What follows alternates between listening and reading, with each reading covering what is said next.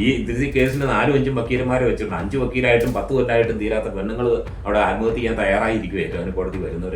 ഞങ്ങൾ കേസിന് ചെല്ലുമ്പോൾ അടുത്തടുത്ത് വന്നിരിക്കുന്ന പെണ്ണുങ്ങൾ കെട്ടിയവന്മാർ വരികയില്ല, അവർ വക്കീലിനെ വെച്ചിരിക്കുന്നത് ഇതുപോലെയാണ്. കേസ് അവധി വെച്ച് ഒരു മീഡിയേഷൻ പോയി കൺസിഡറേഷൻ ഒന്നും നടക്കുന്നില്ല, കൗൺസിലിംഗ് നടക്കുന്നില്ല. ഇതൊന്നും നീണ്ടുപോവുക. പ്രാർത്ഥിച്ചു, തിരിച്ചുവിടെ വന്നു. രാവിലെ ചായയൊക്കെ തുടച്ചു കുടിച്ചു, പിന്നെ ബ്രേക്ക്ഫാസ്റ്റ് കഴിച്ചു. വെളുതിലെ കടയ്ക്കൊക്കെ തൊട്ട് നടന്നു. ഇന്നും പൊക്കോട്ടിരുന്ന പോയി. മറ്റേ ഞായറാഴ്ച ദിവസമല്ലേ ഞങ്ങളുടെ ഇടവപ്പള്ളിയിൽ പോകുന്നത്. എന്നും കുർബാനയുണ്ട്. ഇന്ന് കുർബാനയുണ്ട്. തിങ്കളാഴ്ചയും ബുധനാഴ്ചയും കുർബാനയ്ക്ക് ശേഷം ഓഫീസും ഉണ്ട്.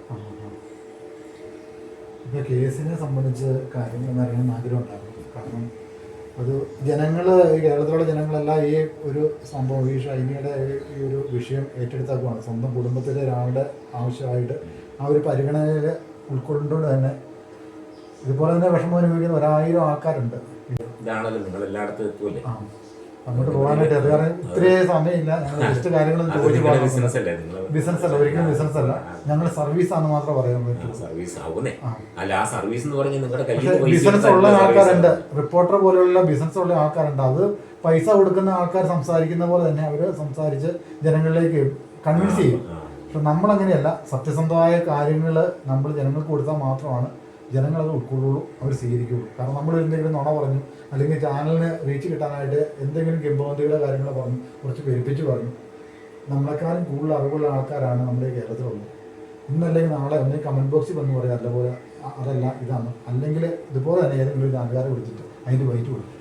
അങ്ങനെ വരുമ്പോഴത്തേക്കും നമ്മളങ്ങനെ ആരെയും വിളിച്ചു ഒന്നും വന്നില്ല. ചെറിയൊക്കെ ഇപ്പം ഈ കഴിഞ്ഞ 24-ാം തീയതി വൈകിട്ട് ഞാൻ അങ്ങോട്ട് പറയാം, നാളെ രാവിലെ ഞാൻ വിളിക്കുന്ന പള്ളിയിൽ. അപ്പം വിളിച്ചപ്പോഴത്തേനും അങ്ങോട്ട് പറഞ്ഞു. ഇടയ്ക്ക് പുള്ളി, അപ്പം ഞാൻ അങ്ങോട്ട് വിളിച്ചത് എന്നാന്നറിയാം, പുള്ളി ഈ ട്രയലിൻ്റെ കാര്യം കോടതിയിലെ കോട്ടയത്തെ വിവരങ്ങൾ അതിൻ്റെ ഇപ്പോഴത്തെ സ്റ്റാറ്റസ് എന്നതാണ്, ട്രയൽ നടക്കുന്നുണ്ടോ, തുടങ്ങി വെച്ചോ, ഞങ്ങളെ വിളിക്കാത്തതാണോ, ആ വിവരം അറിയാൻ വേണ്ടി തിരക്കിയിട്ട് പറയാമെന്ന് പറഞ്ഞു. പക്ഷേ പുള്ളിക്ക് ഭയങ്കര ബിസി ആയിപ്പോയി. അങ്ങോട്ട് വിളിക്കുക. അതിനെ ഞാൻ ചൊവ്വാഴ്ച രാത്രിക്ക് വിളിച്ച്. അപ്പം പറഞ്ഞു നാളെ രാവിലെ അവരെ പള്ളിയിലെ കുർബാന ഓഫീസും കഴിഞ്ഞിട്ട് ഞങ്ങളിവിടെ വീട്ടിലേക്ക് വിടുന്നില്ല, നേരെ ചുങ്കത്തിന് പോവുകയാണ്. അവിടെ ചെന്ന് അപ്പോൾ നേരത്തെ ഞാൻ നിങ്ങളെ വിളിച്ച് നോക്കണമെന്ന് പറഞ്ഞു. പിന്നെ അത് കഴിഞ്ഞ് രാത്രിക്ക് എനിക്ക് വിളിച്ച്. അപ്പോൾ ഞാൻ പറഞ്ഞു ഞാൻ പ്രാർത്ഥിക്കാനായിട്ട് ഞാൻ എൻ്റെ ഭാര്യയും കൂടെ മകളെ എനിക്ക് പോകുന്നതിൻ്റെ ആരും വരണം. അങ്ങനെ ഞങ്ങളവിടെ ചെന്ന് ഇതെല്ലാം കഴിഞ്ഞിട്ട് 11 മണിക്ക് തിരിച്ചു പോകുന്നു. ഞങ്ങൾ സെമിട്രി പോയി തിരിയൊക്കെ കത്തിച്ചു, ഭരണക്കൊന്തയൊക്കെ ചെട്ടി, മരിച്ചവർക്ക് വേണ്ടിയുള്ള പ്രാർത്ഥന കഴിഞ്ഞ് പള്ളിക്കകത്ത് ഇതിൽ പള്ളിയിൽ ഇരുന്ന് പ്രാർത്ഥിച്ചു. അപ്പോൾ പള്ളിയിലെ ലീജൻ ഓഫ് മേരിയുടെ പെണ്ണുങ്ങൾക്ക് 10:30 മണിക്ക് അവിടെ ഏതാണ് തുടങ്ങാനുള്ളതാണ്. അവർ കുറേ പേര് 8-10 പേര് വന്നായിരുന്നു. അവരൊക്കെ ആയിട്ട് സംസാരിച്ചിട്ട് ഞങ്ങൾ ഒരു 11 മണിയായിട്ട് തിരിച്ചു. അച്ഛൻ്റെ ഇരിക്കൽ വിചാരിച്ചിൻ്റെ ഇരിക്കൊന്നും പോയില്ല. അച്ഛനും വൈകിയൊന്നും സംസാരിച്ചു. അപ്പോൾ ഏത് കോടതിയിലാണ് ട്രയൽ നടക്കുന്നത്? ട്രയൽ കോട്ടയത്ത് സെഷൻസിലാണ്.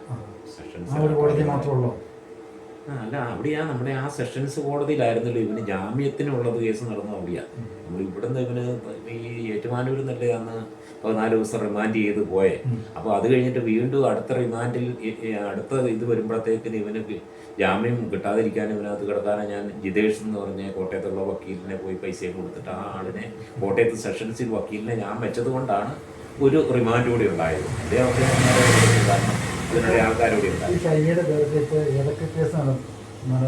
നിലവിലുള്ള നമ്മൾ ഫാമിലി കോർട്ടിൽ കൊടുത്തിരുന്ന MC-OP എന്ന് പറഞ്ഞ 2 കേസുകളേ ഉള്ളൂ. ആ MC എന്ന് പറഞ്ഞത് നമ്മുടെ ഈ അവർക്കും പിള്ളേർക്ക് ചെലവിന് കാശ് കിട്ടാനുള്ള കേസാണ്. അത് അവൾ മരിച്ചപ്പം അത് പോയെന്നാണ് പറഞ്ഞാൽ. മോനിവിടെയാണ് കിട്ടിയാനെ, മകളും പിള്ളേരും മരിച്ചു പോയ രക്തമായതുകൊണ്ട് അത് കേസ് തീർന്നെന്ന് പറയും. അല്ല, അങ്ങനെ ഒരു കാര്യം ഇല്ലണ്ട്. ഇത് മരിച്ചപ്പോൾ തന്നെ അവരിവിടെ വന്നതാന്നേ. ഷൈനിയും പിള്ളേരും മരിച്ചു കഴിഞ്ഞിട്ട് ഞാൻ കേസ് കൊടുത്തിരുന്ന വക്കീലും അതിന്റെ പുള്ളി അസിസ്റ്റന്റും ഒക്കെ ഇവിടെ വന്നതാ. അന്നേരം ഓട്ടോമാറ്റിക്കായിട്ട് MC എന്ന് പറയുന്ന കേസ് തീർന്നു പോയി എന്ന് പറഞ്ഞു ആള് മരിച്ചു. പിന്നെ OP എന്ന് പറയുന്നത് നമ്മുടെ ഡെവറിയും സ്വർണവും തിരിച്ചു കിട്ടാൻ വേണ്ടിയിട്ടുള്ള ആ സാധനത്തിന് അവള് മരിച്ചപ്പോഴത്തേനും ഞങ്ങൾ കക്ഷി ചേർന്നു. ഞങ്ങൾ 2 പേരും കൂടി ചെന്ന് കക്ഷി ചേർന്ന് ഒക്കാലത്ത് ഒപ്പിട്ട് കൊടുത്തിട്ട് ഇപ്പം അത് കഴിഞ്ഞിട്ട് ഇപ്പം ഷൈനിയും പിള്ളേരും മരിച്ചിട്ട് ഇന്ന് 1 വർഷമായി. 1 വർഷമായിട്ട് ഇതുവരെ അതിനൊരു തീരുമാനമായിട്ട്. ഈ കേസ് ഷൈനി ഉളപ്പം കൊടുത്തതല്ലേ ഒപ്പ് കൊടുത്തത്? അതൊക്കെ പിന്നെ ഷൈനിയെ അവിടെ നിന്ന് ചുങ്കത്തിൽ നിന്ന് ഞാൻ കൂട്ടിക്കൊണ്ട് വന്നു കഴിഞ്ഞാൽ പിറ്റേ ആഴ്ച കൊടുത്താ, ജൂലൈ മാസത്തിൽ കൊടുത്താൽ. അതെ, ഗോൾഡല്ല. അതായത് ഫാമിലി കോർട്ടിലെ 2 കേസായിട്ടാ. OPMC എന്ന് പറയുന്നത് ചെലവിന് കാശ് കിട്ടാനും ഈ നമ്മുടെ ഡെവറി കൊടുത്തതും സ്വർണവും തിരിച്ചു കിട്ടാൻ. അതാ മറ്റേ കൊടുത്തത് ക്യാഷ് ആയിട്ടും ഗോൾഡ് ആയിട്ടും ഉണ്ടായിരുന്നു. പിന്നെ അതിന്റെ എത്ര പവന് നിലവില് അത് മുഴുവൻ 38-40 പവനുണ്ടെന്നേ. 38 പവനോട്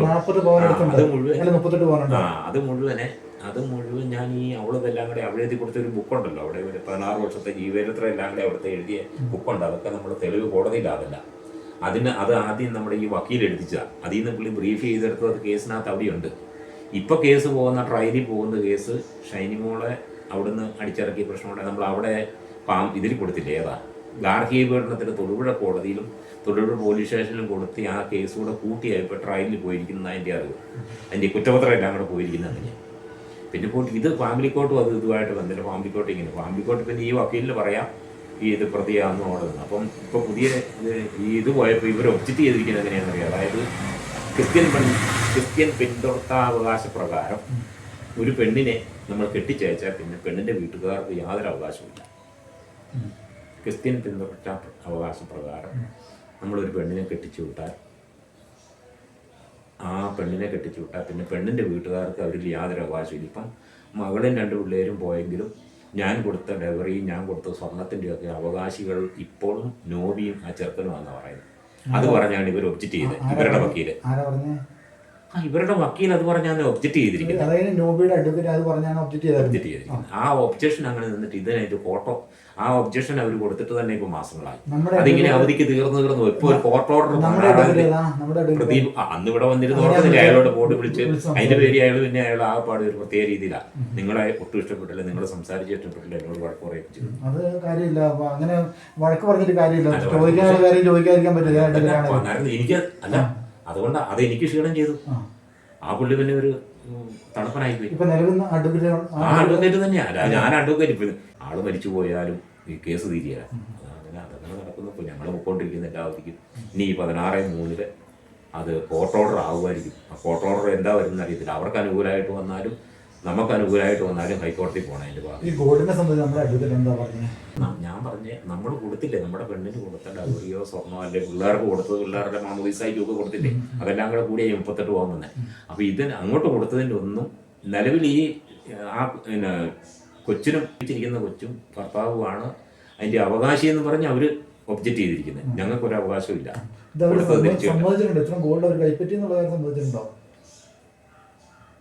അല്ല, അതെല്ലാം നമ്മളല്ലേ പറഞ്ഞിരിക്കുന്നത്. അത് കല്യാണത്തിന്റെ ഇതും പോലില്ല. അതിനൊരു എന്തെങ്കിലും ഒരു ഹിയറിങ്ങോ വല്ലതും പോകണം. ഞാൻ ചെല്ലുക, അവധിക്ക് അവധി വെക്കുക, തിരിച്ചു പോലുമില്ല. അവിടെയൊന്നും നടക്കുന്നില്ല. ആരെല്ലാം സംബന്ധിച്ച് 1.5 കൊല്ലമായി 1.25 കൊല്ലമായിട്ടും ഇല്ല. മനസ്സിലായി? അപ്പൊ അതങ്ങനെ ഒരു തീരുമാനം ഇതുവരെ ആയിട്ടില്ല. ഇനിയിപ്പോ ഒരു കോർട്ട് ഓർഡർ 16-ാം തീയതി ഉണ്ടാവുമെന്ന് പറഞ്ഞിട്ടുണ്ട്. അതിന് 16-ാം തീയതി 16/3 അടുത്ത ഡേറ്റ് വെച്ചിരിക്കുന്നത്. അന്നേരം അറിയാം കോർട്ട് ഓർഡർ ആവുക എന്നാ പറയുന്നത്. ഈ സ്വർണം മേടിച്ചിട്ടില്ല എന്ന് നോബിക്ക് നിഷേധിക്കാൻ പറ്റില്ല, കാരണം ഇത് ലോൺ വെച്ചേക്കുന്നതാണല്ലോ. അത് ലോണല്ലല്ലോ, നമ്മൾ കല്യാണം നടത്തിയ 2009 കല്യാണത്തിന്റെ ഇത് ഇവിടെ ഇരിക്കുമല്ലേ, എന്നതാ എന്റെ ആൽബം ഇരിക്കുമല്ലേ. ആൽബത്തെ സ്വർണ്ണമെല്ലാം ഇട്ട് പോയതും ബാക്കി കാര്യങ്ങളും എല്ലാം അവിടെയുള്ളൂ. അത് കഴിഞ്ഞിട്ട് അവിടെ പേരിലും അവന്റെ പേരിലും ആയിട്ട് അവരുടെ ബാങ്ക് വഴിയൊക്കെ സ്വർണം പണയം വെച്ചു. ഇത് കഴിഞ്ഞ് ഈ പണയം വെച്ച സ്വർണം കൂടാതെ വീട്ടിലുണ്ടായിരുന്ന സ്വർണം ഷൈനിമോളെയും കൂട്ടിക്കൊണ്ട് ഞാൻ അവിടുന്ന് പാതിരായ്ക്ക് പോകുന്നു. കഴിഞ്ഞിട്ട് പിന്നെ അവിടുത്തെ കേസും ഇതെല്ലാം ആയ സമയത്ത് അവിടെ ഇരുന്ന സ്വർണം പിന്നെ ചെന്നപ്പോൾ അലമാരി കാണാഞ്ഞപ്പോൾ അവൾ ചോദിച്ചപ്പോൾ അവർ പറഞ്ഞു, നീ ഇവിടുന്ന് പോയില്ല, എല്ലാവരും കയറി ഇറങ്ങി. ഞങ്ങൾ കൊണ്ട് ലോക്കറി വെച്ചെന്ന് പറഞ്ഞു. ബാക്കി ഒരു ലോക്കറി വെച്ചിരിക്കുക.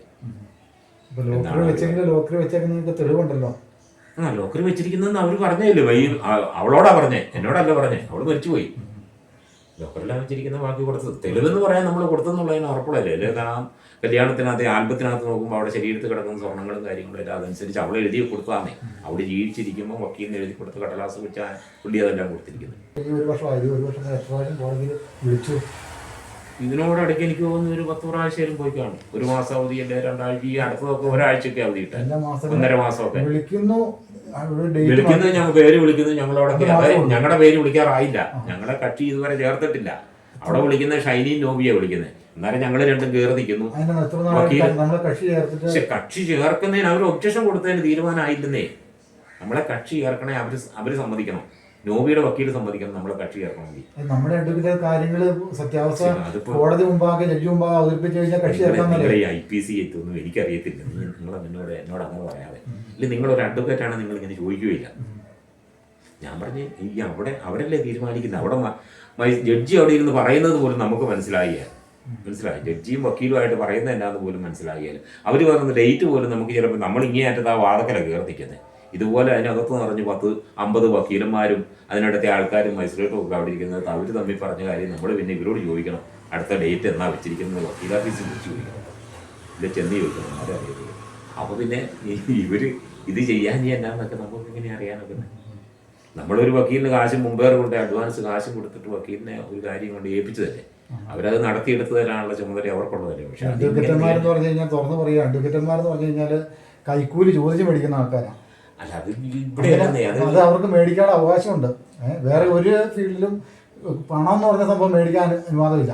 നമുക്ക് വേണമെങ്കിൽ വിജിലൻസിനെ കൂടെ പിടിപ്പിക്കാം. ഈ അഡ്വക്കേറ്റന്മാർക്ക് എത്ര വേണേലും എത്ര രൂപ വേണമെങ്കിലും ചോദിച്ചു കഴിഞ്ഞാൽ ചോദിച്ച് ഒരു മടുപ്പ് ഉഴുപ്പും ഇല്ലാതെ ചോദിച്ചു മേടിക്കാം.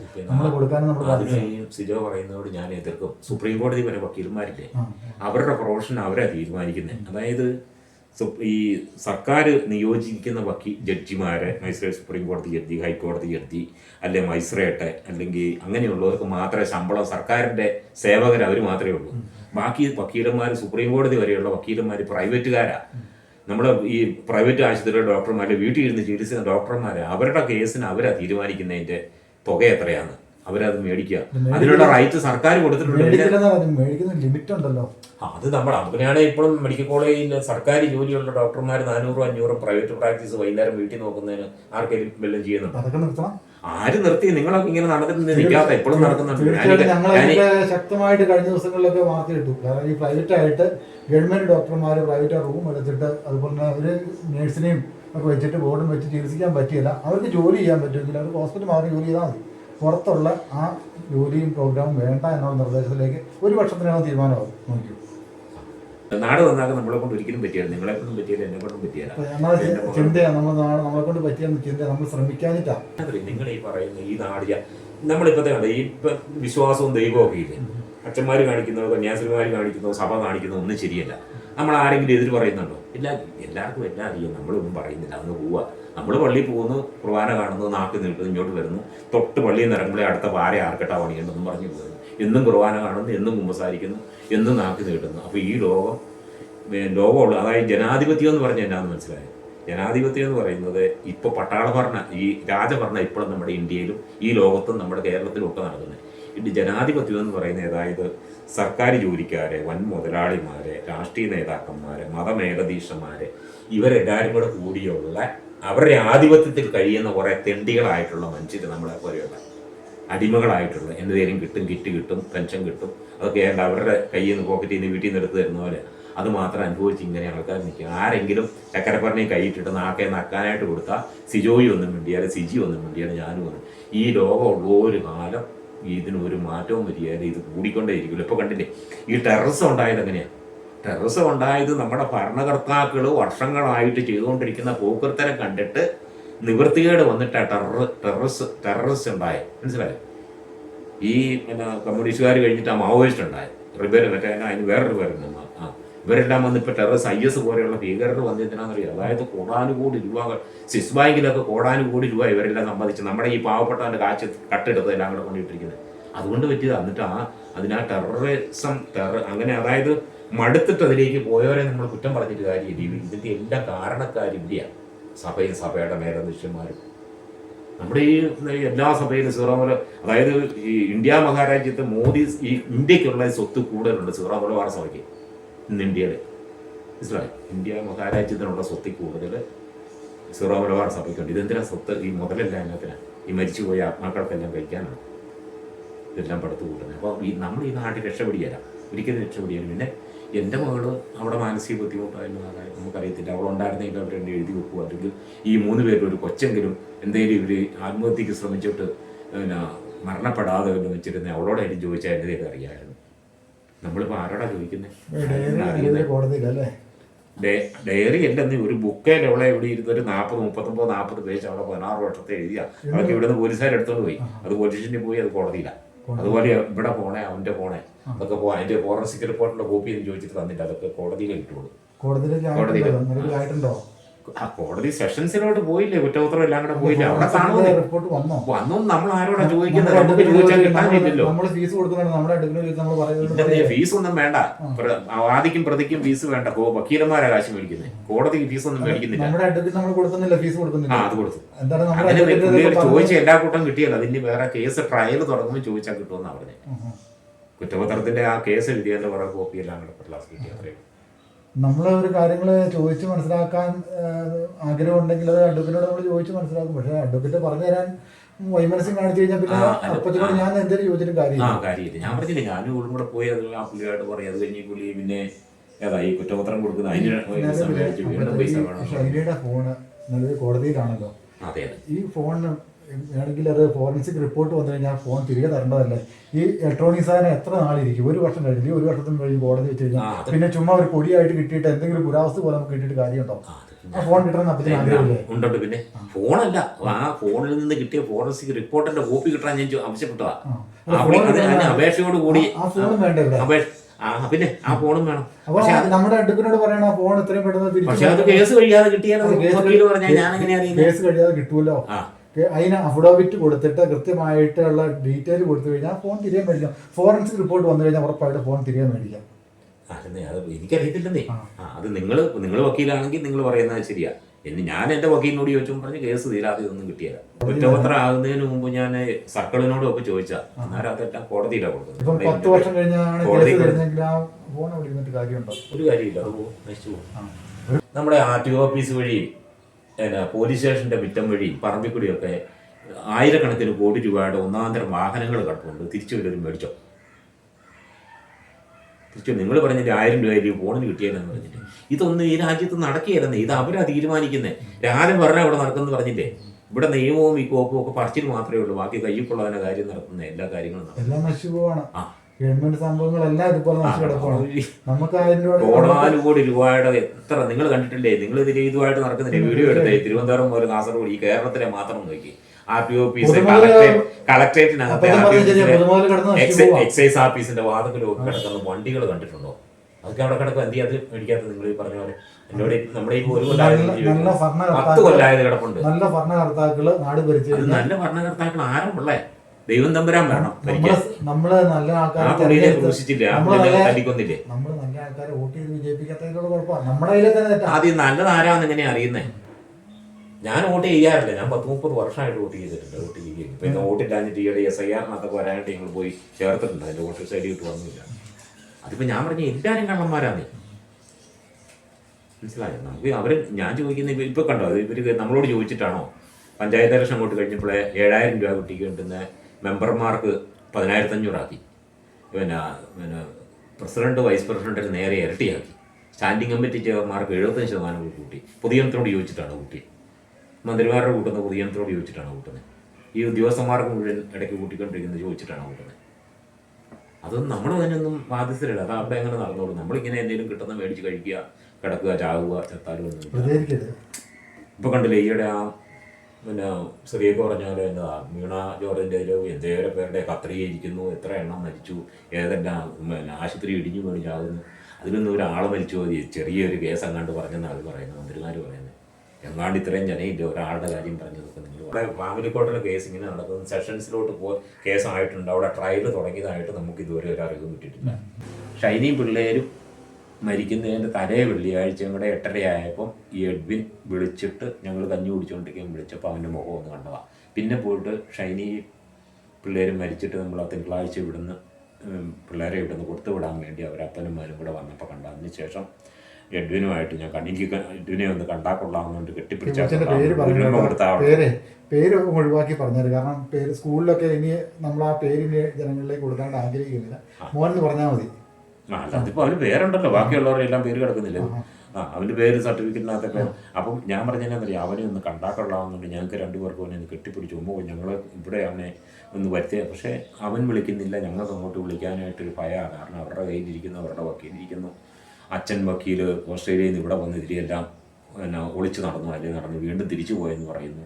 അവിടെ ചുങ്കമ്പള്ളി ഇവനോട് ഞാൻ വിളിച്ചു ചോദിച്ചു, അവിടെ ചുങ്കമ്പള്ളി കണ്ടു. ഇവന് വന്നിട്ട് ഉരുണ്ട് കളിച്ചു. ചുങ്കമ്പള്ളി പുള്ളി ചെല്ലുക, അവിടെ കുർബാന ചെല്ലു വന്നിട്ട് പള്ളിയിൽ ആൾക്കാർ കയറ്റിയാലഞ്ഞിട്ട് പുള്ളി അവിടെ അവിടുത്തെ മടത്തി പോയി കുർബാന ചെല്ലുകയുണ്ടൊക്കെ ചെയ്തതിൻ്റെ മടക്കാർ കന്യാസ്ത്രീയോട് സഹകരിക്കാതെ വന്നൊക്കെ എൻ്റെ അറിവ്. ഇപ്പൊ ഇന്നലെ ഞാൻ നിങ്ങൾ പിന്നെ ഇവ മോട്ടോർ സൈക്കിളുമായിട്ട് പാറപ്പുറത്ത് നടക്കുന്നുണ്ട്. നീ മോട്ടോർ സൈക്കിൾ വെച്ചിട്ട് പാറപ്പുറത്ത് കിടന്ന് എക്സർസൈസ് ചെയ്യുന്നുണ്ട്. അല്ല അത് ഇവൻ വിട്ടത്. ഇവൻ ഈ ഇന്നലെ ഞാൻ ഇത് ചെയ്തിട്ട് ഞാൻ പിന്നെ ആടയിലൊന്നും തൊട്ടവണ്ട നല്ലത് കിട്ടി. ഇവന്റെ നമ്പറിൽ നിന്ന് എനിക്ക് തോന്നുന്നു. അതുകൊണ്ടാണ് അപ്പോഴേ ഞാൻ ചോദിച്ചു ഈ ഫോണെ കിട്ടാതെ അതെ അതിനകത്ത് കിട്ടും. അതായത് എനിക്ക് 5 മക്കളുള്ളതിലെ ഈ മൂത്ത മകളെ കെട്ടിച്ച് ആദ്യമായിട്ട് ഞാൻ വല്യപ്പനായത് അവനെ കൊണ്ടല്ലേ. അവനെ കണ്ട ഞാൻ ആദ്യം വല്യപ്പനായപ്പോൾ എനിക്ക് കാണണമെന്ന് ആഗ്രഹമുണ്ട്, കെട്ടിപ്പിടിച്ച് ഉമ്മ കൊടുക്കണമെന്ന് സംസാരിക്കണമെന്ന് ആഗ്രഹമുണ്ട്. പക്ഷെ എനിക്കതിനുള്ള കാരണം വിളിച്ചവനവനുമായിട്ട് ബന്ധപ്പെടാനുള്ളതൊന്നുമില്ല. ബന്ധപ്പെട്ട് കഴിഞ്ഞാൽ അതിൻ്റെ ബാക്കി കാര്യങ്ങൾ എന്നാണെന്നറിയത്തില്ല, അവരുടെ കസ്റ്റഡിയിൽ നിൽക്കുന്നതിൻ്റെ. അപ്പോൾ ആഗ്രഹമുണ്ട്. ഇപ്പോൾ ഈ കഴിഞ്ഞ ദിവസം അവിടെ ചെന്നപ്പോൾ ആ ലീജിയൻ ഓഫ് മേരിയുടെ ഒരു ആ പള്ളിയിലുണ്ടായിരുന്ന ആൾക്കാർ പറഞ്ഞ് പുള്ളിക്കാരത്തി എങ്ങാണ്ട് പള്ളിയിലൊക്കെ വന്ന് കണ്ടിട്ടുണ്ട്, അവനെ വല്ലപ്പോഴും കണ്ടിട്ടുണ്ട്. അപ്പം ഞങ്ങളന്ന് ചെന്നപ്പോൾ അന്ന് രാവിലെയും അവിടെ ഞങ്ങൾ ലീജിയൻ ഓഫ് മേരിയുടെ നിന്ന് 8-10 പേര് പള്ളിക്കകത്തുണ്ടായിരുന്നു അവർ പറഞ്ഞു. അപ്പോൾ അങ്ങനെയുണ്ട്. അപ്പം ഞാൻ ഇന്നിപ്പോൾ കണ്ടോ, ഇന്ന് എൻ്റെ പിള്ളേർ അടക്കിയ ദിവസമാണ്, അല്ല മരിച്ച ദിവസം, അടക്കിയ ദിവസമാണ്. പക്ഷേ ഇന്നിപ്പം മറ്റേ സണ്ണിയുടെ സംഘടനക്കാരവിടെ എല്ലാം മഞ്ഞപ്പൂവെല്ലാം കൂടെ ഇട്ട് അടച്ചെന്ന് എൻ്റെ ഇതിനകത്ത് അയച്ചു. അപ്പം ഞങ്ങളെ സംബന്ധിച്ച് ഞാൻ 28 എന്ന് പറഞ്ഞ് ഞങ്ങളുടെ നാനായക്കാർക്ക് ആണ്ടിന് ഒരു 28 ദിവസം മുമ്പ് ഒരു ചടങ്ങുണ്ട്. അത് ഇവിടെ അച്ഛൻ്റെ കുർബാനയ്ക്ക് ഓഫീസിനും കാശ് കൊടുത്ത് മരിച്ചവർക്ക് വേണ്ടിയുള്ള കുർബാന ഓഫീസൊക്കെ അച്ഛൻ ചൊല്ലി ഞങ്ങൾ പോയിട്ടുണ്ട്. പിന്നെ ആണ്ട് എന്ന് പറഞ്ഞപ്പോൾ ഡേറ്റ് ഇന്ന് ഇവിടെ ഓഫീസ് ഒന്നും ചെല്ലിയാൽ കാശ് കൊടുത്ത അച്ഛനകത്ത് ചെല്ലുമ്പോൾ നമ്മൾ കണ്ട് കാഴ്ച വെച്ചാൽ മതി എന്നാണ്. അപ്പോൾ ഞങ്ങൾ പള്ളിയിൽ പോയിച്ചു വന്ന് ശരി. പിന്നെ ഈ 28 വരെ പോയാൽ ഇന്ന് ഞങ്ങൾ രാവിലെ അവിടെ പള്ളി വരുമ്പോൾ അവിടെ പള്ളിയുമായിട്ട് ബന്ധപ്പെട്ട് എൻ്റെ മകളും പിള്ളേരുമായിട്ട് എന്തെങ്കിലും അവരൊരു ഫംഗ്ഷനും കാര്യങ്ങളും പള്ളിയിലുണ്ടെങ്കിൽ അത് ഞങ്ങളിവിടെ കയറി ചെന്ന് പ്രശ്നമാക്കണ്ടല്ലോ എന്ന് ഓർത്ത് ഞങ്ങൾ ബുധനാഴ്ച പോയി. 25-ാം തീയതി വന്നു. പക്ഷേ നിങ്ങൾ അത് കഴിഞ്ഞിട്ട് നിങ്ങൾ അവിടെ വന്നല്ലോ ആ ഡേറ്റിൽ തന്നെ. ഞങ്ങൾ 11 10:45 ഇവിടുന്ന് പോകും. ഞങ്ങൾ 10 മണി വരെ ഞങ്ങൾ നോക്കിയത്. അല്ല ഞങ്ങൾ വരണ്ടാന്ന് ശ്രീകളോട് പറഞ്ഞായിരുന്നല്ലോ. വേറെ വീഡിയോ എടുക്കാനായിട്ടില്ല, കാണുന്ന ഇത്ര ദൂരെ എല്ലാവരും മൈൻഡിൽ കാണുന്നത്, അതിന് കുഴപ്പമില്ല. പക്ഷെ അല്ല 10 വരെ നോക്കിയിട്ടുള്ളൂ. ഞങ്ങൾ 9:30 കഴിഞ്ഞപ്പോൾ പുള്ളി വന്നല്ലോ. 10 മണി വരെ നമ്മൾ നോക്കിയൊന്നുമില്ല. ഒന്നുമില്ല, 9:30 കഴിഞ്ഞപ്പോൾ പുള്ളി ചെന്നു. ഞാനിങ്ങനെ വാച്ചേലും നോക്കിയിരുന്നു. ഇവിടുന്ന് കയറിയപ്പോൾ മുതലുള്ള ഞങ്ങളിവിടെ 7:30 മുമ്പ് ഇവിടുത്തെ കുർബാന വണ്ടിക്ക് അങ്ങനെ ശരിയായിരിക്കും പുറകെ വന്നു. പക്ഷേ 25-ാം തീയതി നിങ്ങളുടെ ഇതിനകത്ത് കണ്ടപ്പോൾ എനിക്ക് മനസ്സിലായി നിങ്ങൾ അതുമായിട്ട് ബന്ധപ്പെട്ട് വന്നെന്നും ആ സെമിട്രിയുടെ എല്ലാം കൂടെ എടുത്തിട്ട് പിന്നെ ലിസിയുടെ തന്നെ അങ്ങനെ കാണും. അപ്പോൾ അത് അങ്ങനെയല്ല. അപ്പം നമ്മുടെ ഇപ്പോഴത്തെ സ്റ്റാറ്റസ് ഇതാണ്. ഞങ്ങളെ സംബന്ധിച്ച് ഞങ്ങളെ മരണം ഇപ്പോൾ 70 വയസ്സ് എനിക്കായി, അവർക്ക് 68 വയസ്സ് കഴിഞ്ഞു. അപ്പോൾ ഞങ്ങളുടെ ജീവൻ ഉള്ള ഒരു കാലം അല്ലെങ്കിൽ ഓർമ്മക്കുറവോ വല്ലതും വരുന്ന കാലം വരെ നമുക്ക് കരയണം, പ്രാർത്ഥിക്കണം, ഓർക്കണം. അല്ലാതെ നമുക്ക് ഇന്നൊന്നുമില്ല. എൻ്റെ മകളെ പിള്ളേരെ ഞാൻ പറഞ്ഞില്ലേ തിരിച്ച് നമുക്ക് കിട്ടിയല്ല. ഇപ്പോൾ ഈ ഇന്നലെ ലിസി പറഞ്ഞപ്പോൾ ഇന്നലത്തെ ഇതിനകത്ത് നിങ്ങൾ വിട്ടില്ലേ, അത് കണ്ടപ്പോൾ വീണ്ടും ഹർട്ട് ചെയ്യുക എനിക്ക് ചെയ്ത്. കാരണം അവൾ ഇങ്ങനെയല്ലാതെ ഇപ്പോൾ അവൾ ആത്മഹത്യ ചെയ്ത് സംഭവിച്ചു. പക്ഷേ ഈ ആത്മഹത്യ ഇങ്ങനെ ഒരു കാര്യമില്ലാതെ വല്ല വെള്ളത്തിൽ ചാടിയോ അല്ലെങ്കിൽ വേറെ എന്തും ചെയ്തിട്ട് ഇവിടെ മുഖവും ശരീരവും നമുക്ക് പുറത്ത് കാണിക്കാവുന്ന ഒരു അവസ്ഥയായിരുന്നെങ്കിൽ ഇതിങ്ങനെ പൊതിഞ്ഞു കെട്ടി നമുക്ക് പുറത്ത് കാണാൻ ലാസ്റ്റ് അവസാനത്തെ ഒരു ചുംബനം കൊടുക്കാനോ ഈ അതായത് ഈ ആദ്യ കുർബാന കഴിഞ്ഞ 2 പിള്ളേർ അവരുടെ ആദ്യ കുർബാനയോട് ഉടുപ്പൊക്കെ ഇടിക്കായിരുന്നവരെ ഇവിടെ മന്ത്രകോടിയെല്ലാം ഉടുപ്പിക്കായിരുന്നു. പക്ഷെ അതിന് പോലും അവസരം ഉണ്ടാക്കാതെ നമുക്ക് മുഖം പോലും ലാസ്റ്റ് ഒരു ചുംബനം പോലും കാണാനുള്ള അവസരം എനിക്കോ ആർക്കോ ഈ ലോകത്തിലുള്ള ഒരു ജനത്തിനും തരാതെ അവൾ പോയത്. അപ്പോൾ അതൊക്കെ ചിന്തിക്കുമ്പോഴത്തേക്കും നമ്മൾ ഭയങ്കര ഒരു പരിപാടിയാണ് നമ്മളോട് ചെയ്ത്. ഇനിയിപ്പോൾ ഞാൻ പറഞ്ഞില്ലേ ഇപ്പം അന്ന് കണ്ടില്ലേ ഇവിടെ നിന്ന് ഇപ്പോൾ ഇറങ്ങി വെളുപ്പിനെ ഈ 4:30 നിങ്ങളും പോയതല്ലേ അവിടെ റെയിൽവേയുടെ ലൈനിലൊക്കെ പോയത്. കാരണം ആ 5:15 എന്ന് ഇവിടുന്ന് പള്ളിയിൽ നിന്ന് പോകുന്ന അവിടെ അന്ന് കുറച്ചുകൂടെ നേരത്തെ പോയി. ഞങ്ങൾ ഉറക്കത്തിലാണ്. അപ്പോൾ ഇറങ്ങി കണ്ടോ CCTV ഇവിടെ ഇല്ലായിരുന്നു. ഇവരിറങ്ങി പോകുന്നതും അങ്ങോട്ട് പള്ളിയിൽ പോകേണ്ടവൾ ഇങ്ങോട്ട് പോയതും അവിടെ ചെന്നിട്ട് ട്രെയിനിൻ്റെ ഡ്രൈവർ പറഞ്ഞതും പിന്നെ നിങ്ങൾ ചെന്നപ്പം അതിനടുത്തെങ്ങാണ്ട് ആ പുറമ്പോക്കി താമസിക്കുന്നവർ പറഞ്ഞില്ല അതിന് ദിവസങ്ങൾക്ക് മുമ്പൊക്കെ ഇവർ പിള്ളേരും അവളും കൂടെ അവിടെ നടന്ന് അവിടെ ചെന്ന് റെയിൽവേ ലൈനിൽ കാണാൻ നിൽക്കുന്നുണ്ടെന്നൊക്കെ പറഞ്ഞു. അപ്പോൾ അവധി ദിവസങ്ങളിൽ നടക്കാൻ പോകാനും പറഞ്ഞാൽ പോയത്. ഞങ്ങളെ പോയിട്ടില്ല. അതിപ്പോ പിള്ളേരുമായിട്ട് പോയായിരിക്കും നടക്കുന്നതായിട്ടേ. അപ്പൊ അങ്ങനെ ചെന്നൊക്കെ അവരും ഒക്കെ പറഞ്ഞ് അങ്ങനെ അത് വന്നിട്ടായിരുന്നെങ്കിൽ ഈ അടുത്തുള്ള ആൾക്കാർ മുഴുവൻ പറയല്ലേ ഞങ്ങൾ എന്തെങ്കിലും കാണിച്ചിട്ട് കൊണ്ട് ഡൈനിൽ കൊണ്ട് ഇട്ടതാന്ന് പറയില്ലേ. ഇവിടെ നിന്നല്ലേ സംഭവം നടക്കുന്നത്. അതിന് ഞാൻ അവരോട് സ്തുതി ചെയ്യുക. കാരണം പിന്നെ ഞങ്ങളുടെ ഭാഗത്തൊന്നും ഒരു തെറ്റും ഉണ്ടായിട്ടില്ലെന്ന് ഈശോയ്ക്ക് അറിയാവുന്ന ഉണ്ടായിട്ടില്ല. ഞാനൊരു ഒച്ച വർത്താനം പറയുമോ ഒരു തെറി പറയുമോ ചീത്ത പറയുമോ ഒന്നും എൻ്റെ പിള്ളേരോട് അവളോടോ ഒന്നും പറഞ്ഞില്ല. ഇവളോട് പോലും ഇത്രയും 45 കൊല്ലമായിട്ട് ഒരു മൈലേന്ന് വിളിക്കാൻ എനിക്കിട വന്നിട്ടില്ല. മനസ്സിലായി. ഞാൻ കണ്ടുപിടിച്ച് വെള്ളം ഉണ്ടാക്കാറില്ല, അല്ലെങ്കിൽ അവരെ പോയി നിൽക്കാറില്ല, ആവശ്യമില്ലാത്ത കാര്യത്തിൽ സംസാരിക്കാറില്ല. അങ്ങനെയുള്ളതൊക്കെ നമ്മൾ ഒഴിവായി പോകും. അപ്പം അങ്ങനെ ഞാൻ എൻ്റെ കുഞ്ഞാറില്ലേ മൂത്ത പെണ്ണല്ലേ അവളെ ഉണ്ടായി അവൾക്ക് ആദ്യം ഉണ്ടായ ഒരു കൊച്ചെന്ന് പറയുന്നത് ഞാൻ വല്യപ്പനായ ഏറ്റവും ആദ്യം ഉണ്ടായ എഡ്വിനാണ് ഉണ്ടായത്. അപ്പോൾ ഇപ്പം നിലവിൽ അവൻ ജീവിച്ചിരിപ്പുണ്ട് അവിടെയുണ്ട്. പക്ഷേ എനിക്ക് ഈ ഒരു കൊല്ലം കഴിഞ്ഞ് അതിനുവേണ്ടി ഞാൻ ഈ ഇത് കൂടെ കണ്ടത് മറ്റേ ഇതിൻ്റെ സമയത്ത് ഏതാ ഓണത്തിൻ്റെ സമയത്ത് അവനോട് ഒരു ദിവസം ഉച്ച കഴിഞ്ഞ് വന്നേച്ച് പിറ്റേ ദിവസം രാവിലെ അവനെ പള്ളിയിലും പോയിച്ച് വണ്ടി കയറ്റി വിട്ടു. പക്ഷേ ക്രിസ്മസിന് വിളിച്ചിട്ട് ഒരു വിട്ടില്ല. ഈ മോൻ്റെ കാര്യം അഡ്വക്കേറ്റിനോട് സംസാരിക്കാൻ പറഞ്ഞു. അഡ്വക്കേറ്റ് ഈ കൊച്ചിനെ കാണാൻ ഒരു അവസരം ഒരുക്കി തരിക. പിന്നെ നമ്മളെന്തിനാണ് അഡ്വക്കേറ്റിനെ കേൾക്കുന്നത്? അത് ഞങ്ങൾ ചോദിച്ചില്ല, കാരണം അത് അങ്ങനെ ഒരു അവസരം ഉണ്ടാക്കാൻ അടുത്ത ദിവസം തന്നെ കാണുന്നു. അഡ്വക്കേറ്റിനോട് പറഞ്ഞാൽ അതിനൊരു സാവകാശം ഉണ്ടാക്കി തരും. ഒരു മാസത്തിൽ 1-2 പ്രാവശ്യം കാണാനുള്ള ഡേറ്റും കാര്യങ്ങളും കോടതി വെച്ച് കാണാം. കോടതിയിലേക്ക് പോകാൻ മതിയില്ല, ഇവിടെ വെച്ച് കാണാനും ഇല്ല. അവൻ മോനോട് വന്നിട്ടൊക്കെ ഉള്ളതല്ലേ. ഒരിക്കലും ഈ ഒരു പ്രാവശ്യം ഉണ്ണിയാണ് ഈ നോബിക്ക് വേണ്ടിയിട്ട് കോടതി വന്ന ഞങ്ങൾ ഈ കേസിന് ഷൈനി ഉള്ളപ്പോൾ പോയത്. അതുകൂടാതെ ഷൈനി മരിച്ച് പിള്ളേരും മരിച്ചതിന് ശേഷം ഞാനും ഇവളും കൂടെ പോയപ്പം നോബിയുടെ പെങ്ങടെ മകൻ ഒരു ചെറുക്കനും കൂടെ കൂടിയ കോടതി കണ്ടു.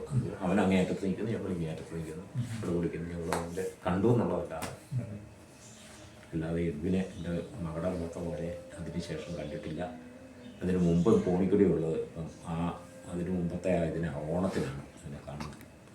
പിന്നെ ഇവർ ഇവിടുന്ന് പിള്ളേർ പെരുന്നാൾ കൂടാൻ അവിടെ ചെന്നിട്ട് തിരിച്ചു പോകുന്നു. അവനെ ക്രിസ്മസിന് ഇവിടെ ചോദിച്ചിട്ട് അവർ വിട്ടില്ല. അത് കഴിഞ്ഞ് ക്രിസ്മസ് കഴിഞ്ഞ് ജനുവരി ഫെബ്രുവരി ആയപ്പോൾ ഇങ്ങനെ ഈ ട്രാജഡി ഉണ്ടായില്ല. അപ്പം ഞങ്ങളിങ്ങനെ രണ്ടുപേരും ഞങ്ങൾക്ക് എന്നാന്നറിയാം, ഞങ്ങളിപ്പം ഞങ്ങളെ സംബന്ധിച്ച് ഈ സംഭവം ഇപ്പം ഈ ഷൈനിയുടെ പിറകെ 2 വാഹനങ്ങളുണ്ടായിരുന്നല്ലോ. ഈ വാഹനങ്ങൾ ഇപ്പം നിലവിൽ ഈ ആ രജിസ്ട്രേഷനിൽ ഉണ്ടോ, വണ്ടി ഉണ്ടോ? അറിയത്തില്ല, അതേപ്പറ്റി ഒന്നും എനിക്കറിയത്തില്ല. അപ്പം നേരത്തെ നമ്മൾ പോയി ഇവിടുത്തെ ഫാമിലി കോർട്ടിലും കൊടുത്തിരിക്കുന്ന അവിടെ കരിക്കുന്ന തീർച്ചയായിട്ടും ഞാൻ പരാതി കൊടുത്തിരിക്കുന്ന ഇടുക്കി RTOയ്ക്ക് ഞാൻ പരാതി കൊടുത്തിരുന്ന SP കൊടുത്തിരുന്ന അതിനകത്തൊക്കെ ഇല്ല കാര്യങ്ങൾ. അവരെല്ലാം ഇത് അറിഞ്ഞോണ്ടല്ലേ ഇരിക്കുന്നത്. അല്ലാതെ ഇപ്പം എൻ്റെ മകളുടെ പേര് വണ്ടി കിടക്കുന്ന അവൻ്റെ കസ്റ്റഡിയിലല്ലേ വണ്ടി. അതങ്ങനെ കിടക്കുന്നു. ആ വണ്ടി വേണമെങ്കിൽ കസ്റ്റഡിയിലേക്ക് ആവശ്യപ്പെടാൻ ആ കസ്റ്റഡിയിൽ ആവശ്യപ്പെട്ട് എൻ്റെ വക്കീല് ഇവർക്ക് വരെ എല്ലാം കൊടുത്തതാണ്. SP-ക്ക് വരെ കൊടുത്ത വണ്ടി എടുത്തു തരണമെന്ന് നമ്മൾ മനസ്സിലായോ.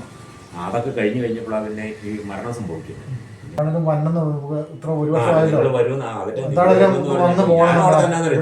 കൊച്ചും പോയി, മകളും പോയി, മകളുടെ മക്കളും പോയി. ഇപ്പം എൻ്റെ മകൻ പറഞ്ഞു കേട്ടില്ലേ, നമുക്ക് പോകാനുള്ളത് പോയി, നമുക്കിനി ഒന്നും കിട്ടാനില്ല, കേസൊക്കെ എവിടെ വരുമെന്ന് ആർക്കും ഒന്നും അറിയത്തില്ല, ഇന്ന് വരുമെന്ന്. അതിന് മുമ്പ് ഞങ്ങൾ ചിലപ്പോൾ മരിച്ചു പോകും, ഞങ്ങൾക്ക് ഇന്ന് മരിക്കാൻ തയ്യാറായിട്ട് ഞങ്ങൾ ഇരിക്കുക.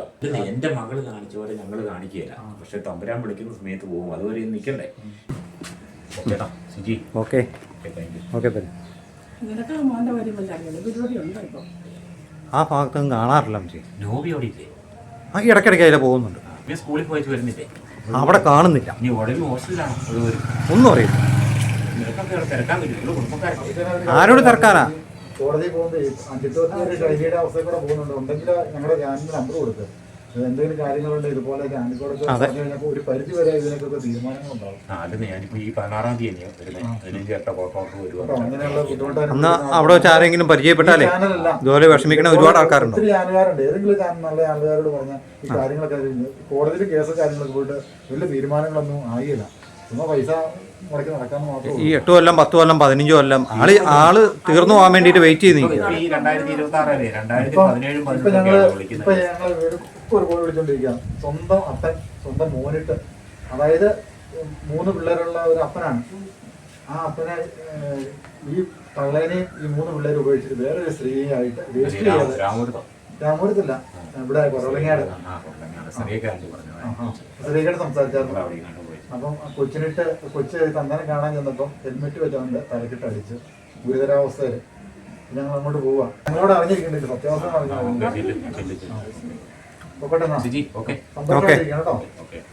വിളിക്കണം.